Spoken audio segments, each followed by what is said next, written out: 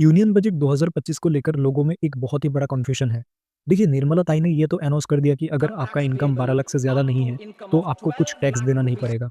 लेकिन लोगों को विभिन्न सोशल मीडियाज़ पे ये चार्ट दिखाई दे रहा है, जिसमें कि ये साफ लिखा है कि अगर आपका इनकम 0 टू 4 लाख रुपीज़ है, तो आपको नील मतलब कि ज़ीरो टैक्स देना पड़ेगा।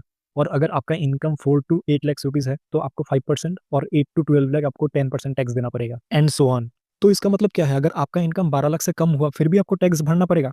नहीं, नहीं, निराश मत होइए, मैं आपको बताता हूँ। देखिए, इंडियन गवर्नमेंट ने एक नया चीज़ को इंट्रोड्यूस किया है जिसे कहा जाता है रिबेट, जिसको आप रिफंड की तरह भी समझ सकते हैं।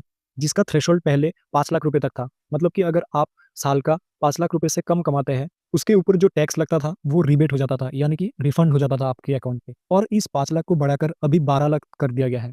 मतलब कि अगर आपका इनकम 12 लाख से कम हुआ, तो आपके इनकम के ऊपर टैक्स तो लगेगा, लेकिन उस इनकम के ऊपर जो टैक्स लगेगा, वो आपके अकाउंट में फिर से रिफंड हो जाएगा। मतलब कि आपको ज़ीरो टैक्स देना पड़ेगा।